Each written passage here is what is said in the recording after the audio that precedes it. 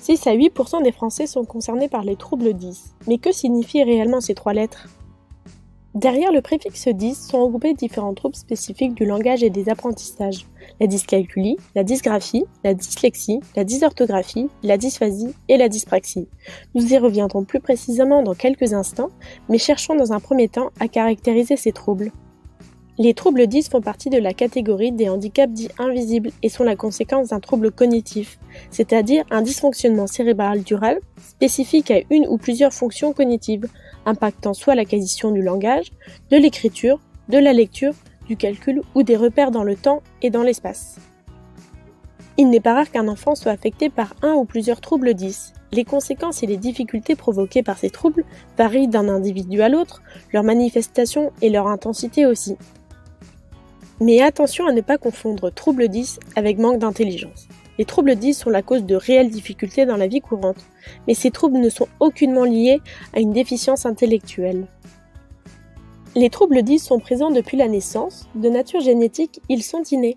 Ils apparaissent au cours du développement de l'enfant, avant ou lors des premiers apprentissages et perdurent jusqu'à l'âge adulte. Le dépistage et le diagnostic des troubles 10 est primordial, car plus les soins sont précoces, plus ils atténuent l'importance des troubles 10, et plus vite l'enfant pourra bénéficier d'un suivi professionnel, lui offrant des mesures de compensation lors de sa scolarité et dans sa vie professionnelle.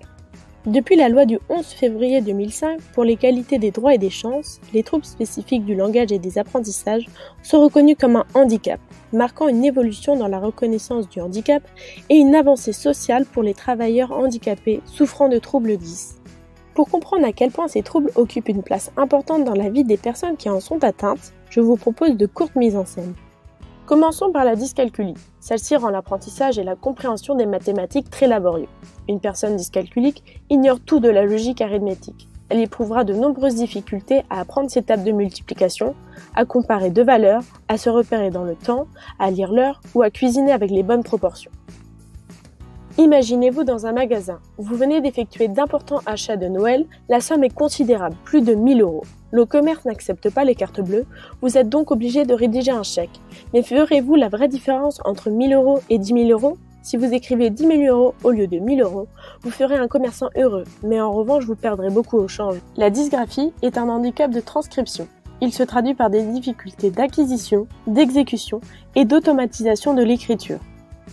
Désormais, vous devez rédiger vos cartes de vœux pour l'année 2020, mais ces cartes sont petites pour votre dysgraphie. En effet, malgré plusieurs tentatives, vos liaisons et vos formes de lettres impactent considérablement l'aspect de votre écriture. Il faudra donc vous efforcer à maîtriser votre graphie malgré votre fatigue. La dyslexie est un trouble spécifique de l'acquisition et de l'automatisation de la lecture, provoquant une lecture lente, saccadée, hésitante, sans ponctuation et compréhension du texte. Maintenant, imaginez-vous jouer au Time's Up.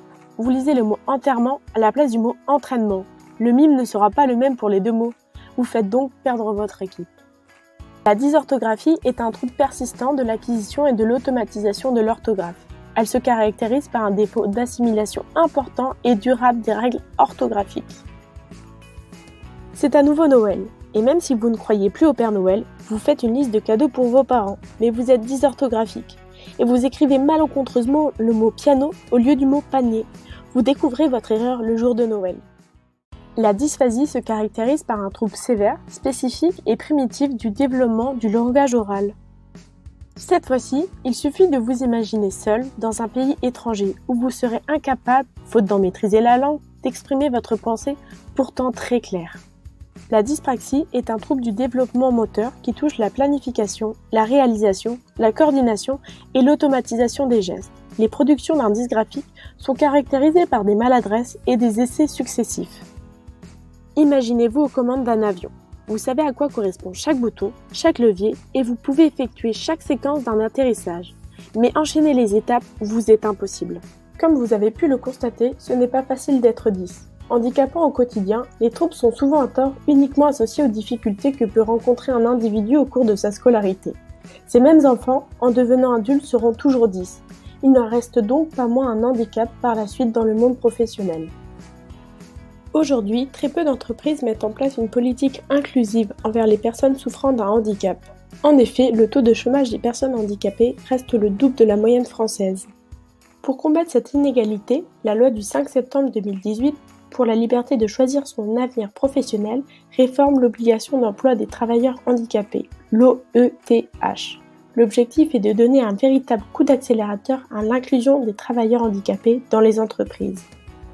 Cette réforme incite les entreprises à adopter une politique inclusive à l'égard des personnes handicapées, et notamment des DIS qui présentent des atouts tout à fait compatibles avec une vie professionnelle.